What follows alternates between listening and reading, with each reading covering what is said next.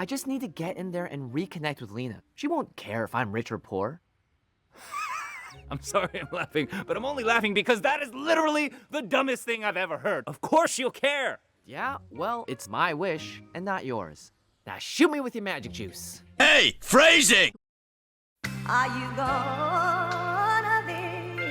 Every so often you get a film that seems like it's gonna be very familiar, but completely goes past your expectations. Sony's Wish Dragon is just that film. Hot off the presses from their latest entry with Mitchell's vs. Machine, which I reviewed BT dubs, we got something that seemed like it was gonna just tread ground we've seen before with Disney's Aladdin, but it manages to subvert expectations. Written and directed by Chris Applehands, who worked on Coraline, Princess and the Frog, Puss in Boots, and the Angry Birds movie, you can feel a bit of the influences in this film. When I saw the trailers for this, I'll admit I wasn't very engaged by it, but thankfully it was just a simple case of bad traileritis. I was having a plain good time with this movie. I got a lot of genuine laughs, and it managed to go beyond what I was expecting. It actually managed to grab me in an emotional sense, and I think that's just something I really can appreciate for this. So what's the story? A young man named Din dreams of reconnecting with his childhood friend named Li Na, who leads a rich lifestyle. He gets his opportunity when he's given a magic teapot by an old stranger that holds a dragon named Long that can grant 3 wishes. But unfortunately, some goons want to take the teapot and use it for themselves.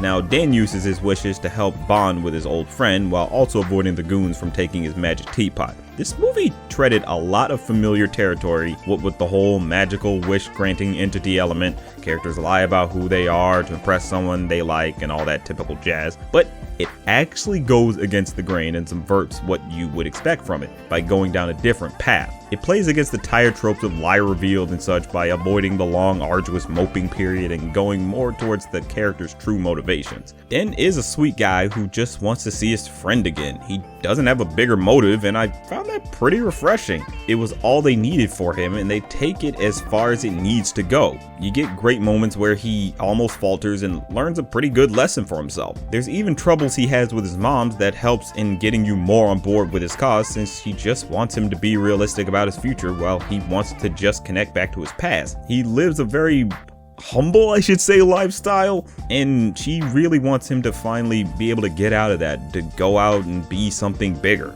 And that's something you can kind of get on board with what she wants, but you also can get on board with what he's trying to do as well. Long is definitely a standout here with his cynical attitude. He just acts so done with everything, which you totally understand when he explains that he's just one wish away from being free, and he's seen the same thing over and over again from other masters who's had control of his teapot. They've all basically just wanted the same thing of riches, power, and all that shit, and he's basically just like, I'm done with it, let's just get it over with, I'm just this close to being done. And that's something I kind of find empathetic about him. It's like, yeah, I get your attitude. He basically is a fish out of water in Din's time, since he's over hundreds of years old, so it's pretty funny when he screws up and doesn't know what certain things are. Now, yes, you're gonna draw comparisons to the Disney genie, but I can assure you that it goes beyond that and does something unique with it. I won't give it away, but it is pretty effective in being compelling.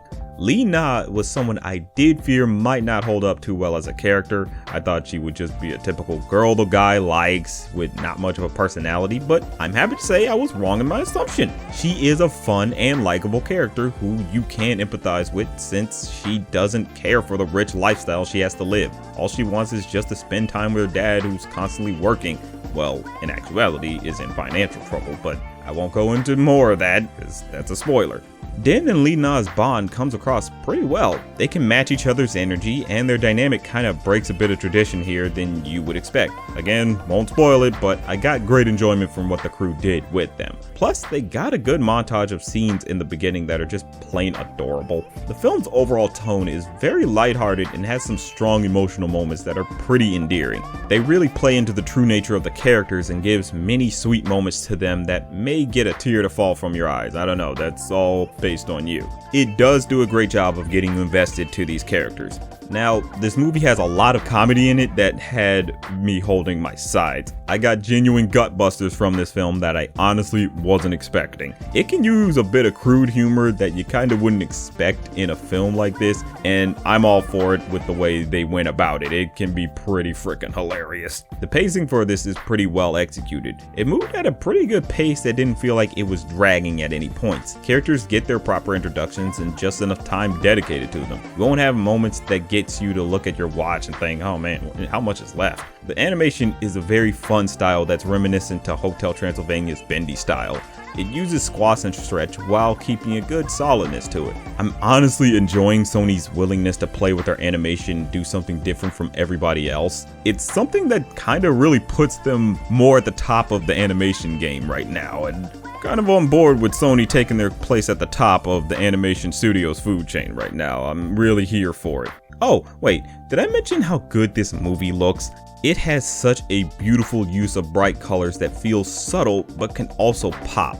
It's something that really just feels very eye-catching. It's something that you just want to keep looking at because it just looks so damn good. Now, there's something I should mention that happens in this movie that's a bit inconsistent. There's a particular thing about this film that may scratch in the back of your mind when you see it. This film does a lot of cartoon slapstick, including pratfalls, which is done for a comedic effect and doesn't really incapacitate the bad guys, but something happens to a particular character that's pretty much the same thing and it actually has a real world effect on them. It's definitely something where you're just gonna be like, wait a minute. It's just kind of an inconsistency that might nag at the back of your mind when you see it. That's about the only gripe I could think of throughout the whole film. Overall, this was a movie I wasn't expecting too much from, but got more than I needed. It is a fun, lighthearted romp with a good sense of heart to it that you couldn't wish for more from.